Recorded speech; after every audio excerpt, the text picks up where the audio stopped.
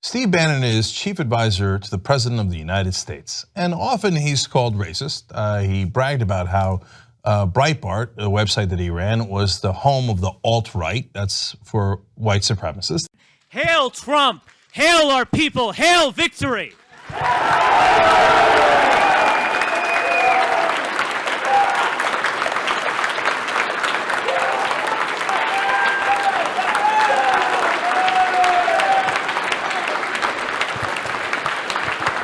Africans have benefited from their experience with white supremacy. Little fucking kikes! They get ruled by people like me! Little fucking octoroons! My ancestors fucking enslaved those pieces of fucking shit! We're gonna win. I rule the fucking world! Is Steve Bannon really racist? Well, we might settle that today because Paul Blumenthal in Huffington Post did some wonderful research. So first, he noticed that Steve Bannon kept talking about this thing called the Camp of the Saints. This situation in Syria just didn't pop up last week. You can't say it any other way. It's been almost a Camp of the Saints type invasion. Really, it's not a migration. It's really an invasion. I call it the Camp of the Saints. Off of the apocalyptic novel written in France back in the 1970s that people said was racist and nativist. I mean, this is Camp of the Saints, isn't it? This kind of global Camp of the Saints. It turns out it's an obscure novel from 1973. It's a French novel. It is about an invasion of the white world and the end of the white world when non-white people come to Europe. The plot of the book is about 800,000 Indians are coming to France as immigrants, as refugees, because they're impoverished. Then the book says, all right, are the French going to have the courage to do the right thing? Oh, okay, what's the right thing? To murder all of them. No, not to block the ship and not let it come into France because they're worried about the population or the environment or whatever. No. The right thing in the book is to murder 800,000 immigrants who are impoverished and seeking help. So the main hero of the book is a right-winger who murders immigrants and also murders people on the left who try to help immigrants. As he talks to the hippie he will soon kill, Calgo, that's the hero, explains how the youth went so wrong. That's, quote, that scorn of a people for other races, the knowledge that one's own is the best, the triumphant joy at feeling oneself to be part of humanity's finest. None of that had ever filled these youngsters' addled brains. When the immigrants finally land in France, in the book, that triggers and was meant to trigger the rest of the world overthrowing the Western powers. What we call this Muslim invasion of Europe. I don't know how you call it any other thing, but a Muslim invasion. In April of 2016, he says, this thing just didn't happen by happenstance. These are not war refugees. It's something much more insidious going on. In his mind, this is a war, and he thinks it's brown people versus white people, Western civilization versus non-Western.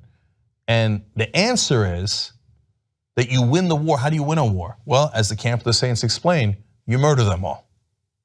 We cannot allow a beachhead of terrorism to form inside America. We cannot allow our nation to become a sanctuary for extremists.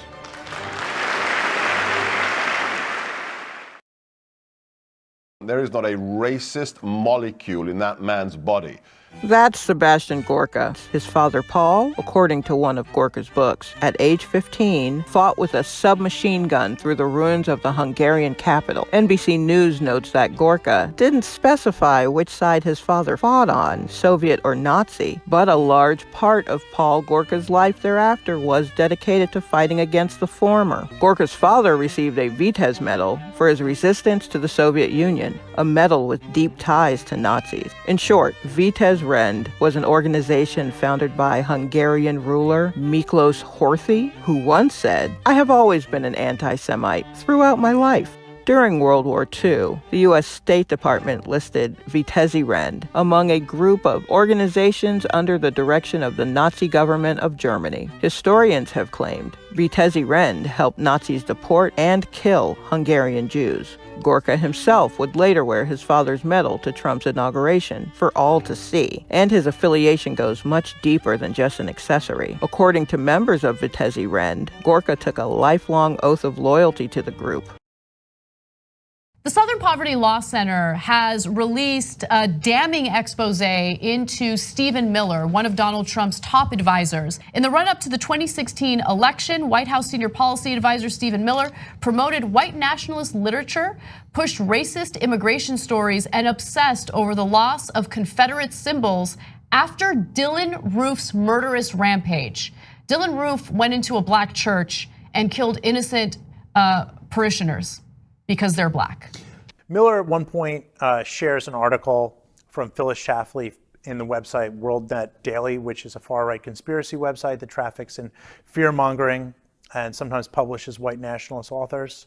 I mean, that's troubling because it shows the type of reading material that the president's most influential advisor is reading.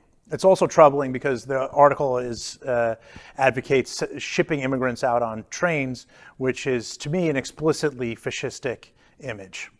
80% of the 900 emails given to the Southern Poverty Law Center were focused on race or immigration. Hate Watch was unable to find any examples of Miller writing sympathetically or even in neutral tones about any person who is non-white or foreign-born. Miller sent a story from the white nationalist website VDare to McHuff on October 23rd, 2015, the emails show.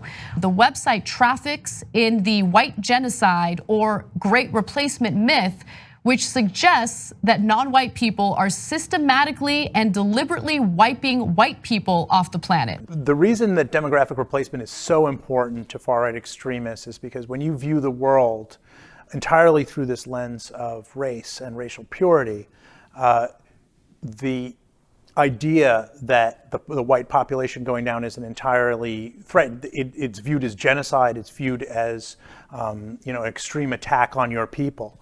By the way, that is part of the reason why in Charlottesville they chanted, "The Jews will not replace us."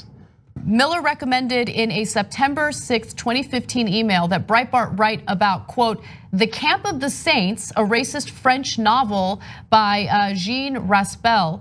Just to give you a sense of how disgusting and gross it is, in the book, it says that immigrants eat feces and kill the liberals who try to welcome them in. Miller, September 6, 2015, you see the Pope saying West must in effect get rid of borders. Someone should point out the parallels to Camp of the Saints. And wouldn't you know it, editor Julia Hahn wrote a Breitbart story on September 24th, 2015, headlined Camp of the Saints, seen mirrored in Pope's message. Katie McHuff, she's the one who gave the Southern Poverty Law Center these emails. She said, quote, what Stephen Miller sent to me in those emails has become policy at the Trump administration. I actually don't have any problems at all with the word nationalism. I think that it gets, the definition gets poisoned by elitists that actually want globalism. Globalism is what I don't want. So when you think about, whenever we say nationalism, the first thing people think about, at least in America, is Hitler. You know, he was a National Socialist, but if Hitler just wanted to make Germany great and have things run well, okay, fine. The problem is that he had dreams outside of Germany. He wanted to globalize. He wanted everybody to be German, everybody to be speaking German, everybody to look a different way. That's not, to me, that's not nationalism. I think that it's okay. It's important to retain your country's identity and to make sure that what's happening here, which I think is incredibly worrisome in terms of the decrease in the birth rate that we're seeing. I don't have I have no problems with nationalism. It's globalism that I try to avoid.